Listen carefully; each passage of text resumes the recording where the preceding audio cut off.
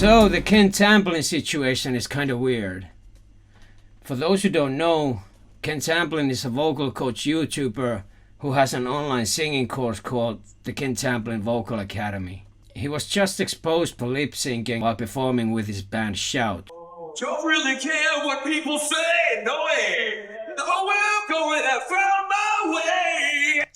So that is Ken's live mic, live vocal, and it is dry. There's no delay or anything on there. Listen on. And now the backing track kicks in.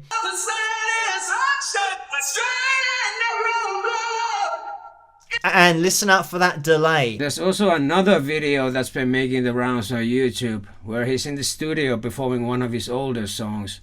So clearly lip syncing. So for this live stream where, yeah, unfortunately, at the end, I'm just going to let this play.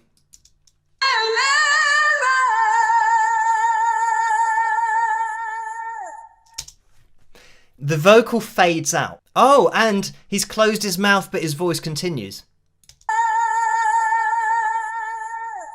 Yeah, so this is without doubt miming, unfortunately, lip syncing.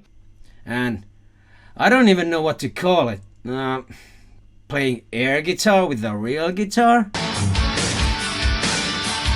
The first thing is, he's not playing the guitar. Who the fuck does that? And why? How he thought that nobody would notice or say anything about it is beyond me. The video is pretty old and people in the comments have been calling him out on all this fakery, but Kenny's been pretty adamant on never lip syncing.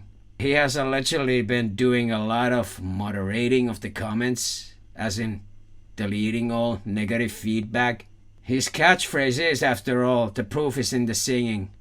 So if he admits to lip syncing, he loses all his credibility on the Vocal Academy. He's pretty much lost all credibility everywhere else, so I bet the dude's a real double downer. The thing is, I've done Ken Tamplin's Vocal Academy, and based on the study material, the dude obviously can sing, and his vocal range is phenomenal. I have no idea why he would lip sync unless he's having a bad voice day or something. Maybe don't sing then?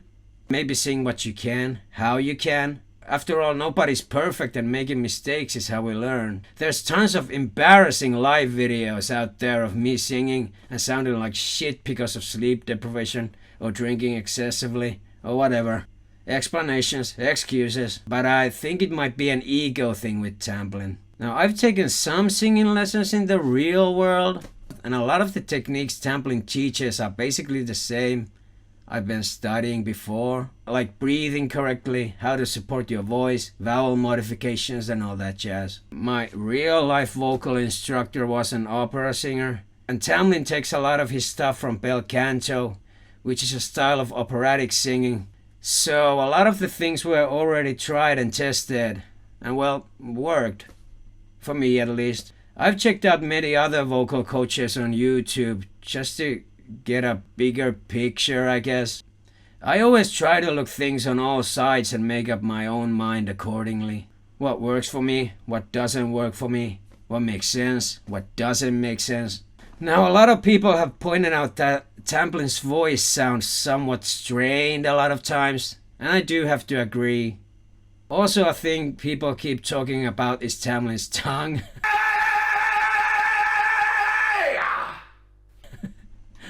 I didn't really even notice or pay much attention to it at first, but he does have some tongue exercises on his course where you put your tongue like this, and then you're supposed to do the scales.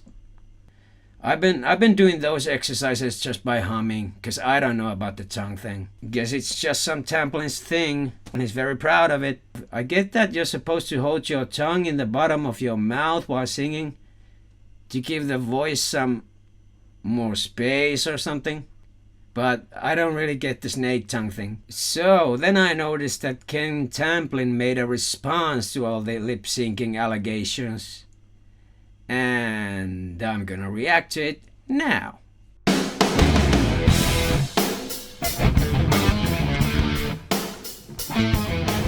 Hey everybody, Ken Tamplin from Ken Tamplin Vocal Academy, where the proof is in the singing. Or in the lip syncing. Not know that I just did a live performance with my bands Shout and Tamplin this past August in Ohio.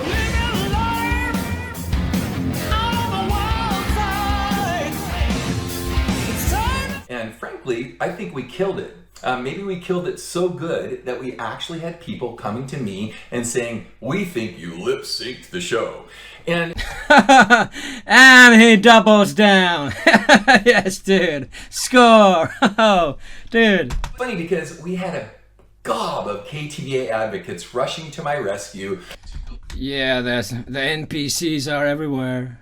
Line by line to prove how different the live performance was from the studio recordings. In fact, one guy actually said that he identified over 100 places in a 70-minute set of how different the live performance was compared to studio performances. Now, unfortunately...